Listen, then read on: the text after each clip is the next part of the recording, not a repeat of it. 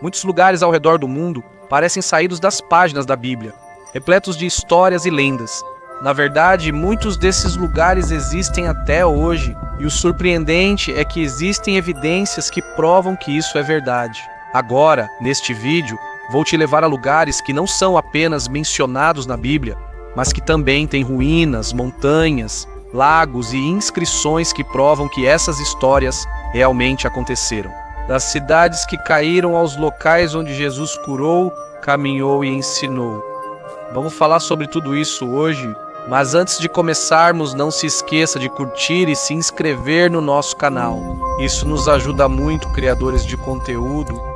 Muito obrigado e agora vamos começar. Cesareia Marítima. A Cesareia está localizada na costa do Mar Mediterrâneo, cerca de 30 milhas ao norte de Tel Aviv, em Israel. Foi fundada por Herodes o Grande e até hoje continua sendo um parque arqueológico vasto e impressionante, uma paisagem que parece convidar a revisitar milhares de anos de história.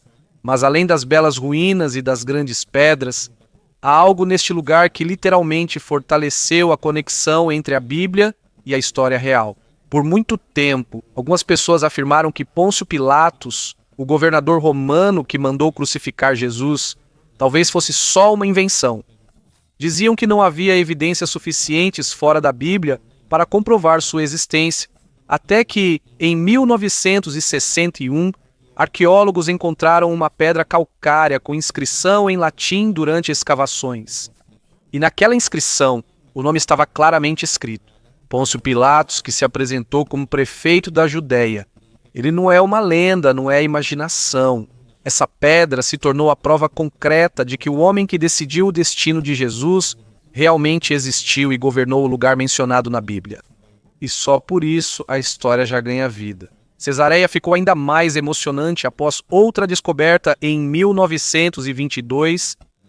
Os arqueólogos acreditam que possivelmente descobriram as próprias seções onde o apóstolo Paulo foi preso antes de ser enviado a Roma para enfrentar seu julgamento. Na Bíblia, apenas algumas palavras descrevem esse momento. Você apelou para César. Para César você irá. Foi aqui que tudo começou. Uma decisão que levou Paulo ao coração do Império Romano. Nessa cidade ocorreu o primeiro batismo de um não-judeu, Cornélio, centurião romano. Naquela época, muitos acreditavam que a mensagem de Jesus era apenas para os judeus. Mas quando o apóstolo Pedro visitou a casa de Cornélio, tudo mudou. Lá ele entendeu a verdadeira mensagem de Deus. Cada pessoa é importante, independentemente da raça, cultura ou origem. Foi neste lugar que a porta se abriu pela primeira vez para os gentios, não judeus que aceitaram Jesus. Mas Cesareia Marítima não foi apenas testemunha de milagres e transformações de coração, ela também foi testemunha de um terrível pesadelo na história. Foi aqui que o rei Herodes Agripa morreu, o mesmo rei que mandou matar o apóstolo Tiago. Em um grande teatro que ainda está de pé até hoje, foram realizados jogos e celebrações para homenagear o imperador. Mas, em meio aos aplausos e gritos do povo, Herodes aceitou a adoração como se ele fosse um deus. E de acordo com a Bíblia, Deus não deixou isso passar. Num instante, as Escrituras dizem: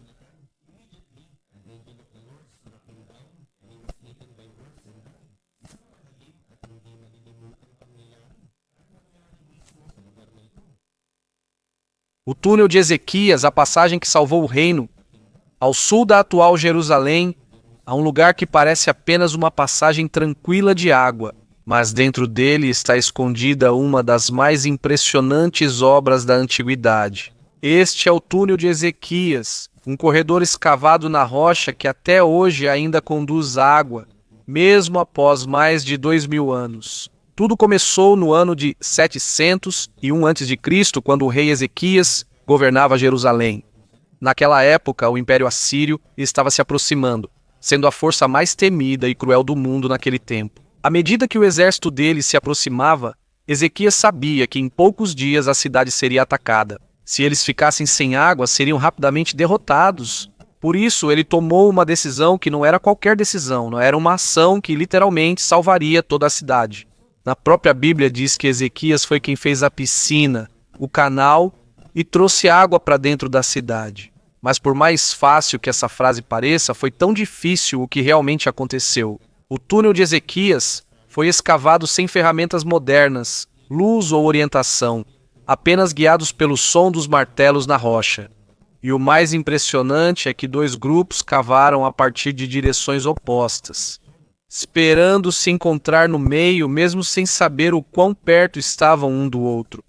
Séculos se passaram e em 1880 algo foi descoberto dentro do túnel que mudou a compreensão do mundo. Uma inscrição antiga em hebraico estava gravada na pedra. Relate o momento em que os grupos se encontraram, de acordo com o que está escrito. Quando restavam apenas 3 cúbitos antes das 2 escavações se encontrarem, eles ouviram a voz de uma pessoa, sinal de que estavam prestes a se encontrar. Quase falharam no encontro, mas no final conseguiram graças a um milagre que aconteceu na escuridão. Se você olhar para o túnel agora, é quase inacreditável o que eles fizeram. A inclinação dele é muito suave, só desceu 12 polegadas do começo ao fim. Com essa precisão de medida, a água continua fluindo até hoje. 2.700 anos após ser escavado, isso foi confirmado em 2023 pela datação por carbono 14, um teste científico que mede a idade de objetos antigos, confirmando que esse túnel foi construído por volta de 700 a.C., como está escrito na Bíblia. Uma confirmação extraordinária de que a história escrita há milhares de anos não é uma lenda, mas sim história real. Mas esse túnel ainda guarda um segredo mais profundo. A água que vem de dentro leva a um lugar especial, o Poço de Siloé. Naquele lugar foi esquecido. Séculos depois, Jesus realizou um dos seus milagres mais conhecidos. E essa piscina tem um segredo escondido que vamos falar nas próximas partes. Então, continue assistindo. Antes da construção do túnel, o profeta Isaías já citava: "Você fez um reservatório entre os 2 muros para a água da piscina antiga." É como se a profecia tivesse descrito exatamente o que Ezequias faria. Um túnel que salvaria Jerusalém do ataque dos assírios e, mais tarde, também seria testemunha de um milagre feito por Jesus. Megiddo, colina de reinos caídos. Na parte norte de Israel, há uma colina que parece tranquila à primeira vista, mas quando você descobre as histórias guardadas sob ela, é como abrir um livro com milhares de anos de história. Este é Megiddo, chamado em hebraico de Har Megiddo, o campo de batalha mais disputado do Antigo Oriente Médio. Sob o seu solo, foram descobertas mais de 25 cidades enterradas. Lugares que foram destruídos, incendiados e reconstruídos devido às guerras intermináveis ao longo dos séculos. Mas não se trata apenas de um antigo campo de batalha. Megiddo, o lugar mencionado na Bíblia como o local da batalha final, o famoso Armagedon.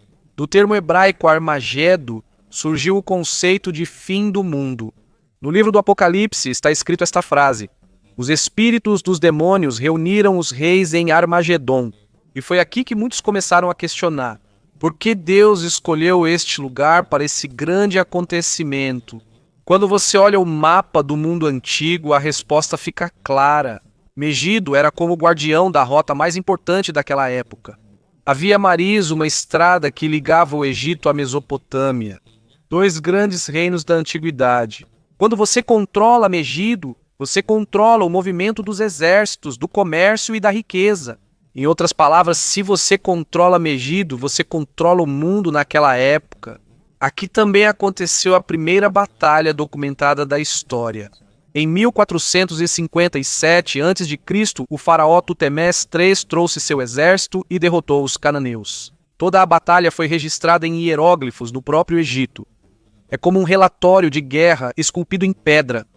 Muitos séculos depois, outro rei ousou marchar até Megiddo, o rei Josias de Judá. Ele tentou impedir o faraó Neco II, mas não teve sucesso. Josias morreu na batalha, como está escrito em 2 Reis. Nas escavações feitas pelos arqueólogos hoje, podem ser encontradas evidências dessas batalhas. Pontas de flecha, pedaços de cerâmica egípcia e selos usados pelos soldados. Cada peça comprova que a história contida na Bíblia aconteceu em um lugar real e em um tempo real. E as descobertas não param por aqui. Em 2005, outra descoberta deixou os historiadores muito felizes. Um antigo local de adoração cristã. No chão, um mosaico traz as palavras: para Deus, Jesus Cristo. Esta é a inscrição cristã mais antiga já encontrada no mundo. Foi escrita no século III, um lembrete importante antes da palavra Armagedon ser conhecida. Como símbolo do medo, primeiro se tornou um símbolo de esperança. Até hoje, muitas pessoas visitam este lugar. Eles sobem até o topo da colina e de lá você pode ver uma vasta e plana planície que se estende até onde a vista alcança. E quando você fica lá, entende por que o apóstolo João descreveu no Apocalipse que aqui os exércitos de diferentes partes do mundo se reunirão para a batalha final. A própria paisagem parece dizer que é aqui que o fim pode começar. Cafarnaum, a cidade que viu suas maravilhas. Às margens do Mar da Galileia, no local hoje chamado Tel Ham, encontram-se as ruínas de uma cidade que já foi centro de milagres, curas e ensinamentos. Esta é Cafarnaum, a cidade onde Jesus realizou mais milagres do que em qualquer outro lugar de todo Israel. Em 1894, os franciscanos identificaram sua localização exata após desenterrarem antigas inscrições que mencionavam Carnarrum. Aqui começou a se formar a imagem de uma cidade que se tornou o lar de Jesus durante grande parte do seu ministério, um lugar que literalmente se tornou o coração da revolução espiritual que mudou o mundo. Mas a pergunta é, como desapareceu uma cidade que testemunhou tantos milagres? Debaixo de uma sinagoga de mármore do século IV, os arqueólogos descobriram uma sinagoga ainda mais antiga, feita de pedra preta. E foi exatamente aí que Jesus ensinou. Nesse lugar, ele disse as palavras: "Eu sou o pão da vida." Dizem que essa declaração mostra que só ele é quem dá a verdadeira vida espiritual. Também foram descobertas ao redor moedas e fragmentos de cerâmica da época do Segundo Templo. Isso mostra que a cidade era muito ativa na época de Jesus. Aqui ocorreram algumas das histórias mais importantes dos evangelhos. Em Cafarnaum, Jesus chamou Mateus, o coletor de impostos, para segui-lo. Aqui também foi curado o homem paralítico que foi descido pelo telhado porque eles não conseguiam passar pela multidão. Nesta mesma cidade, Jesus curou o servo de um centurião romano. E naquele momento ele ficou admirado com a fé de um homem que não era judeu e disse: "Não encontrei ninguém em Israel com uma fé tão grande." Uma descoberta muito importante foi feita sobre uma antiga igreja octogonal. Durante as escavações, eles encontraram uma casa muito simples do primeiro século, uma casa que parecia pertencer a pescadores. Nas paredes dela estava gravado o nome de Jesus e antigos símbolos cristãos como o peixe e a cruz.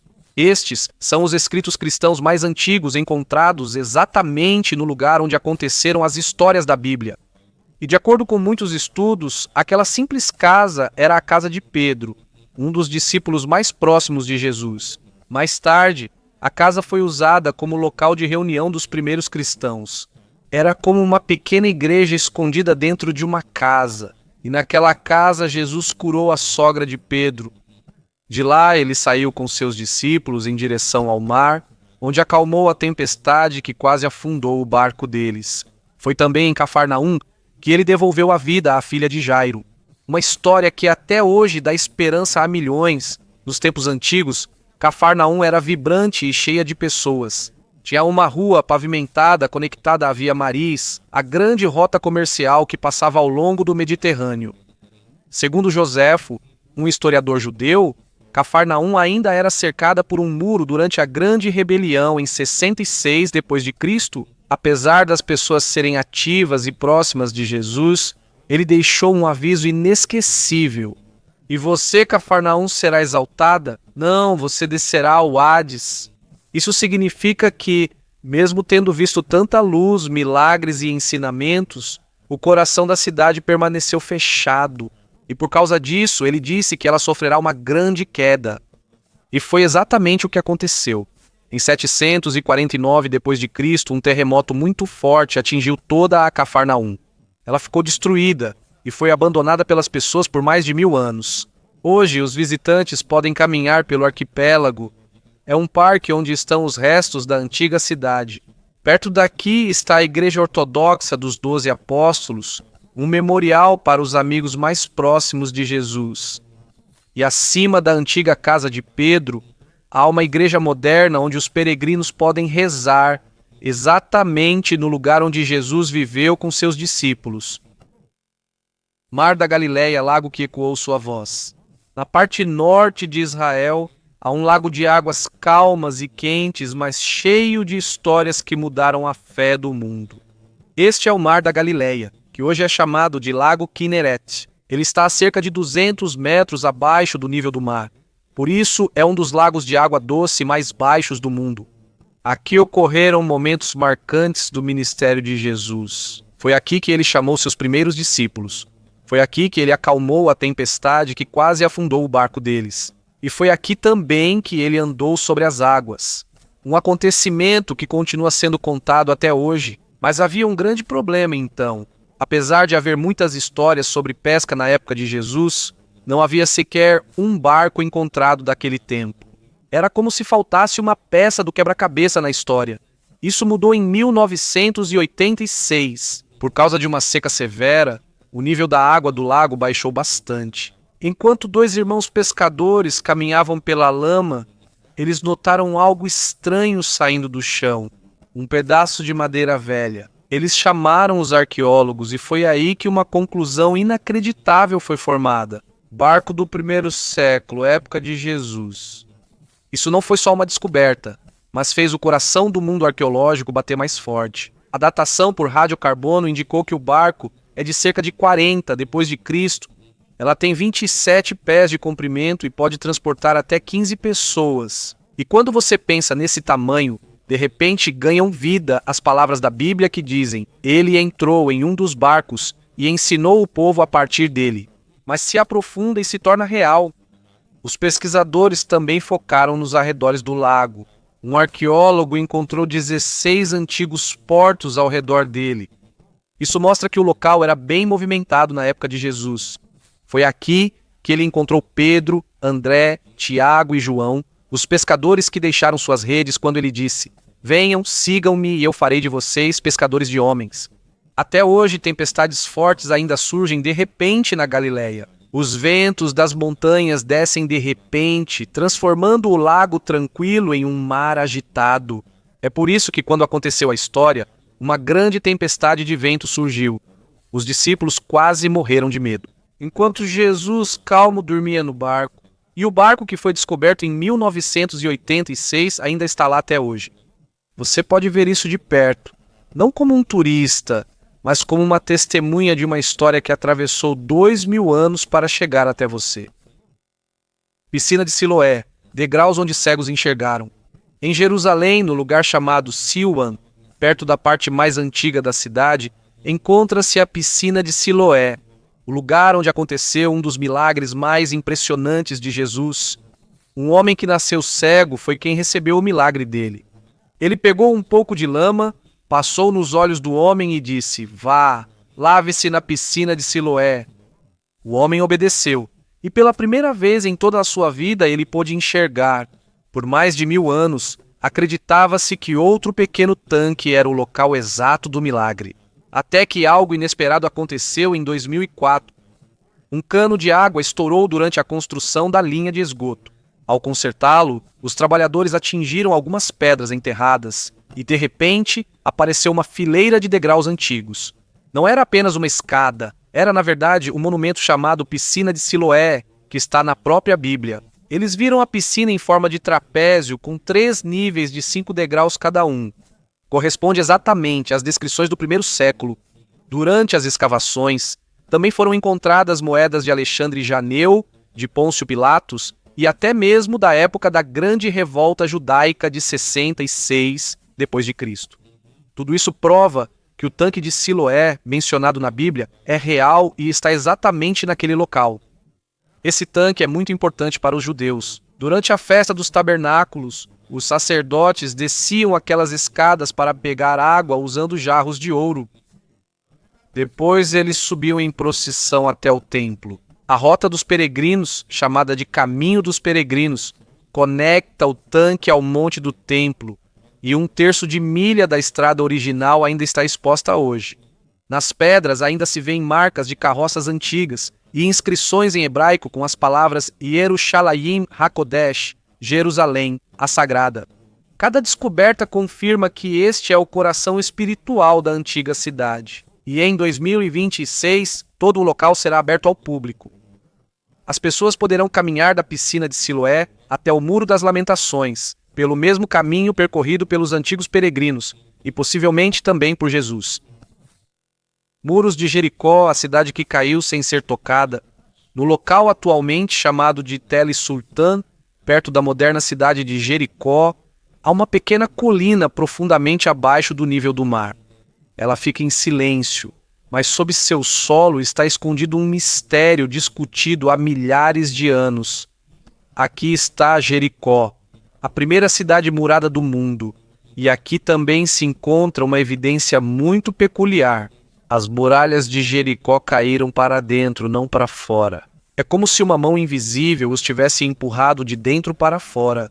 Esse detalhe está completo na Bíblia e é surpreendente como ele corresponde às descobertas. Nos tempos antigos, Deus deu a Josué um plano que nenhum soldado imaginaria.